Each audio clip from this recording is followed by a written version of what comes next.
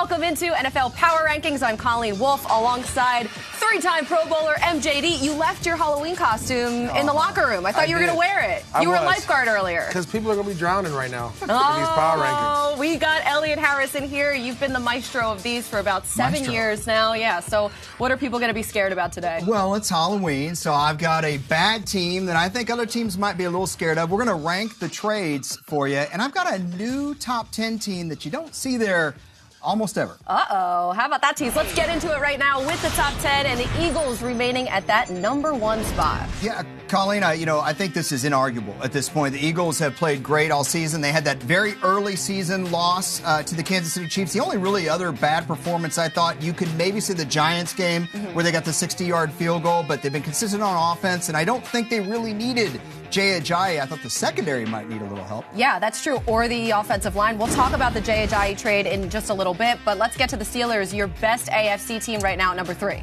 Yeah, to me, it's not about yards. And the NFL ranks defenses on yards. It's about points. And so you can do whatever you want from 20 to 20, but when you get stonewalled time and time again, that speaks to the other team's defense, and Pittsburgh's defense is what won the game Sunday night. Well, for me, it's Big Ben. Can he be a little bit more consistent? He had some errant throws there. The Lions did a great job of stopping Le'Veon Bell and forcing Big Ben to beat him. He did this week with a Juju Smith-Schuster run, catch and run. I don't know if he can continue to do that playing the way he's playing right now. Yeah, that's true. I mean, his accuracy, it's not been the same. But Juju, how about him out there? He said start him. Okay, so here is the full list of the top 10 right here. You see a lot of dashes because I think a lot of these teams are solidifying into what they are. But the Vikings, we never really talk about them with Case Keenum, but they keep winning games. I don't care if it was the Browns. No, I want to focus, though, on that number 6 team right now, the Seahawks, after that incredible game last week. Yeah, you look at Seattle. And wait, how about this first? Thomas picks it off. You can beat him once, but don't try him again. And he takes it to the house. Russell looks into the end zone, throws. Touchdown! Paul Richardson, his second touchdown reception of the day. He's going to throw. Jimmy Graham, touchdown! Seahawks, holy catfish, what a play. What a drive. Shotgun snap, has time, looks, throws down the seam. It's all over. What a game by these Seahawks. Holy catfish, Elliot. I know you're excited about this ranking. I am too. I know. Number 6, well, they are right now ahead of the Patriots. They are. So what do you think about that, MJD? Well, they're behind the Patriots, but the issue for me is this. Oh, you're right. I think that it should be the other way around what you said. I think the Seahawks should be in front because Russell Wilson's playing better right now than Tom Brady. That's my biggest issue. Okay, we know the Patriots can't run the ball that well, neither can the Seahawks. But when it comes to the defenses, you have to give it to Seattle. I know they had a bad game against the Houston Texans team, but Russell Wilson is winning games. When the Seahawks defense doesn't play well, this is what you get from Russell Wilson. Great throws, guys making plays for him. They had 5 yards rushing in this game, and they were able to win. And for him to drive down the field the way he did, I haven't seen that in a long time, especially from a Tom Brady-led Patriots team. I think that's fair. I rolled right through the stop sign on that little music video we were doing, and that's exactly what Seattle's offense did to the Texans' defense all game long. We could talk about Deshaun Watson all day.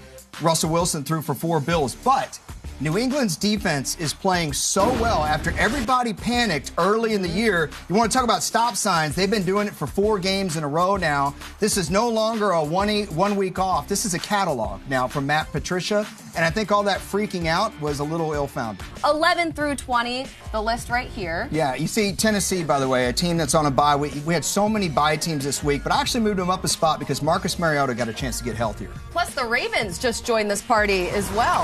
But I want to talk about the Cowboys. Ezekiel Elliott, the suspension is back on. So where is their outlook at this point, and how much does this affect the offense? For me, it's a huge disappointment. One, for my fantasy team, but also for the Cowboys because now you have to rely on Dak Prescott. And not only is Dak Prescott, the defense has to play better. They have to get turnovers. The offensive line has to play better. The receivers have to create separation.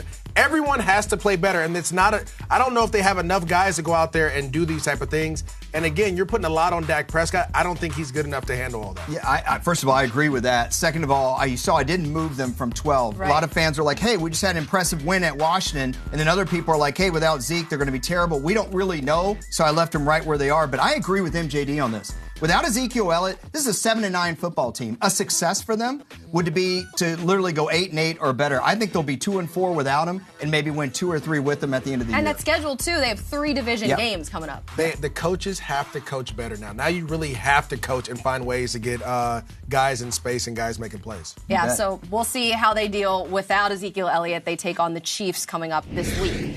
So we have 21 through 30 here on the list. Same thing, a lot of teams just staying pat. Right, and, Green Bay was on a bye. The Bengals weren't impressive in a win.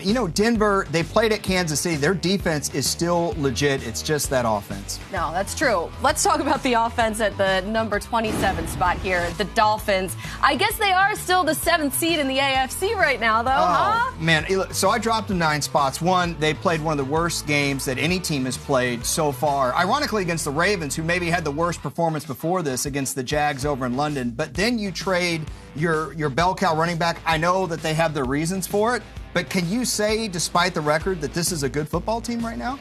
Yeah, listen, my only issue with this, Ellie, is that you didn't wait another week for a market correction.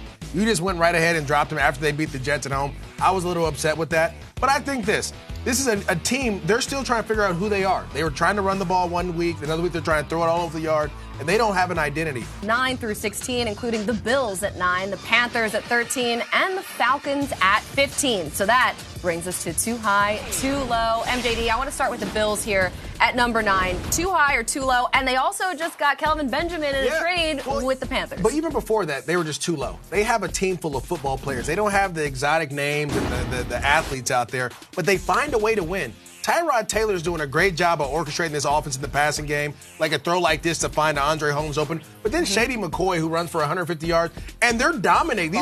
These aren't just like sneak by wins. They're blowing teams out, especially at home, protecting their dirt. I think they're too low.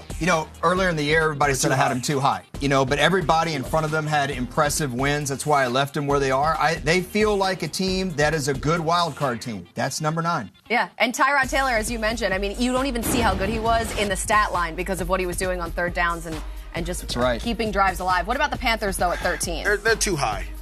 You don't know what they are on offense. They don't have, and this is before the Kelvin Benjamin trade. I don't know what they are on offense. They don't have an identity. Are they trying to get Curtis Samuel the ball? Are you throwing the ball to Christian McCaffrey? Are you running the ball with him? Are you throwing it deep to go? They just don't know. They're all over the place, and they're being saved by their defense. Luke Kuechly is the guy that's saving them. But offensively, you're going to have to score points in this league, especially in the NFC South, to win games. I don't see it. Hey, when you're 5th in points against, that's legit, and that will keep you in games. And as long as they can do just enough to win, they can sneak into the playoffs. That's why I have them at 13 on the outside. Okay, the Falcons at 15, they just broke their losing streak. It was a messy game. Too high, too low? Way too high. When you're fumbling snaps, I deal with that at my Pop Warner team. 3 of them, right? I do that. My Pop Warner team, we get the quarterback under and they fumble snaps. I'm like, guys, no, you got to stand there. We can't have this as a pro team. Yes, they won, and I'm happy for them, but they're not winning in convincing fashion. They're just not doing well. And to see the Browns go up top and score and compete with them, I don't know. This team just doesn't look right now. They're the definition of mediocrity. I like this ranking of them. Well, of course, they're going to say that, but they're 15th in points scored, 15th in points allowed, and 15th in the rankings. They are the definition of mediocre. Oh, that's not a great spot to be. Let's talk some big moves and power up, power down, starting with the Ravens, up 8 spots to 20. Come on, Elliot. Come on. Elliot. One game? Hey, one game and a pretty good defense. That defense has been a top 10 unit all league. Hey, that's part of what this league's about this year is defense. But more than the power scoring, you look at the Saints, you look at the Ravens, even the Broncos, who look terrible on offense, have a chance to be competitive. Got Alex Collins going, too. I'm just saying. One game. You're not into it at all? No. Okay. How about the Redskins, down 6 spots to number 16?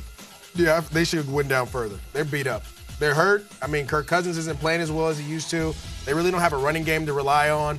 Samaje Perine not showing up. I mean, there's a lot of guys. Terrell Pryor, they don't know who they just got a lot of issues. Vernon Davis, their most consistent player. Do they have any offensive linemen left at this point? I know. They're hiring guys from medieval times. I agree with you. They're hiring you? This might be due for your favorite term, a market correction, but I am trying to give them a little bit of credit for being so competitive with who they have out there, and I do believe in Kirk Cousins. We're talking about numbers 10 and 11, the Jags and the Texans in balance of power, guys. All right, Elliot, this is why I think you're wrong, and it hurts me to say that because I love my Jaguars. Wait, you're saying Houston over Jacksonville? I'm saying Houston over Jacksonville, but I think it's strength against strength. Rush offense is obviously the Jags, so go ahead and hit me that one. Pass offense, we're going to go here and That's go with. fair. Okay. I mean, Deshaun Watson goes up to Seattle, lights up. You're talking about Leonard Fournette running the ball. Yep. I mean, those are the strengths of these two offenses. The Jags want to run the ball. They can run against anyone. The Texans can throw the ball against anybody, and they struggle against the run. When you go to rush defense, though, it's the Texans' defense. Yes. The Jags have struggled against the run. Even with the moves that they've made. I haven't seen it yet, but I'm just talking about what I've seen to this point. The Jags have struggled against the run. Pass defense, obviously, we're going to go with Jalen Ramsey. This is a AJ. huge difference. It's a huge difference here. It's a huge difference. It is. But again, it's strength versus strength, strength versus strength. When you come down to coaching, and this is where I think the Jags have done a great job coaching, finding ways to mask some of their issues. But I have to give it to the Texans because it's Coach O'Brien. He's won the AFC South with 8 different quarterbacks. All right, that's all fair. I just think the difference here is so large in the pass defense, and I still don't trust Houston running the football. In a playoff game, I think I'd go Jacksonville. Ooh. It depends on where it is. It depends on where it is. No, I love my Jags. I think you're right about Bill O'Brien there, too, getting that. You gotta remember, he's won the AFC South. Trade deadline deals, so we're going to rank them the best. The worst to the best, the 3 to 1. How about we do that? Okay, I would say Kelvin Benjamin is the third best to me. You know, I picked this one over Jay Ajayi to Philadelphia Eagles. You know, to me, Kelvin Benjamin gives the Bills something they don't have. That said, the Panthers' offense was so dysfunctional, and I love what the Bills already had going, so I don't love this deal. I love for the Bills to have a receiver who can go up and catch the ball with Tyrod Taylor's jump ball throwing. That's where he excels at. I don't know what you're doing with the Panthers, though. You're in the thick of things. Why trade away the one receiver that is the most consistent on your team? That doesn't make any sense to me at all. I think it'll work out well, though, for the Bills. How about number 2?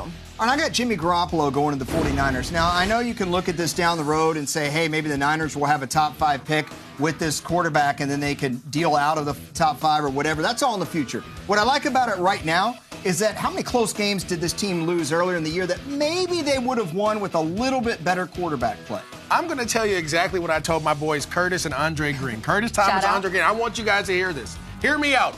He threw 94 passes. We don't know what he is. He played for 6 quarters. That's it. 6 quarters, and we're crowning him? Then crown him then. Oh. I won't do it. Okay. Denny Green would be at the top of my chart. So that was Elliot's number 2. How about number 1 for you today? I'm going to go Dwayne Brown. This may not be the sexy choice, but we're talking about right now. And Colleen, you said it in the meeting. This is a power ranking show. We're talking about what's going on in the field right now. What does Seattle need? They need offensive line help. They need to run the football more consistently. This guy's going to be able to help them do that so that Russell Wilson isn't running for his life. Let me say this. All 5 of those guys aren't very good in Seattle. One guy is not going to help them. I like the trade because you're trying to address a need right now, but he can't play all 5 positions at once. You're solidifying a left tackle. What about left guard, center, right guard, right tackle that you struggled at? A scare down the stretch here. Who do you think? I'm going to go with the Jets. And speaking of terror, they're like a haunted house, right? You know when you go into MetLife or when you're playing them, it's going to be scary at some points in the game. They're going to make plays, but eventually you're going to be okay. Yeah, you're going to leave the haunted house and be like, this is reality. Yeah, it'll be cool. But these guys are making plays. I mean, Robbie Anderson, Jeremy Curley, Matt Forte's showing that he's still got some juice. I mean, these guys are Josh McCown, and then that defensive line is doing a great job of stopping the run and making people one-dimensional. I think that's what makes them scary. The big Snoopy, that's a scary place to play. My team would be the Raiders. You know, they just haven't been able to put it together yet this year. And right now, I've got them at 22. You see it right there. That guy's screaming. I'm with him. Yeah, I'm with him, too. You know, that's exactly how it's looked this year for Amari Cooper. But that said, I think the Raiders can run the football with Marshawn Lynch. AC gets going, Derek Carr gets going, and all of a sudden this team's back in it. Well, you got to remember, Derek Carr's back is messed up. He's playing with a broken back, so they are scared because if he gets healthy, they're going to be tough to deal with. Go. All right, going to start with the Tampa Bay Bucks. Everybody who talks about the defense, look, Mike Evans, Deshaun Jackson, 6 touchdowns so far, not great. Green Bay, hey, let Brett Hundley play. Change your offense. Let him use his legs. Don't do dinks and dunks and none-yard outs. We hate dink and dunk. Yeah, Detroit Lions, this is the time, man. Make something of the season. You got to run the football. Please, Amir Abdullah, all those guys. Okay, New Orleans Saints, we got to talk about this team more. That defense is fantastic. And the Kansas City Chiefs, I'm telling you, they're still a contender. We're talking about the Steelers and the Seahawks and the Patriots. The Chiefs, man, in the cleanup spot. Also, one last thing. Jacoby Brissett, man, he earns my respect every week. Ooh, tough player.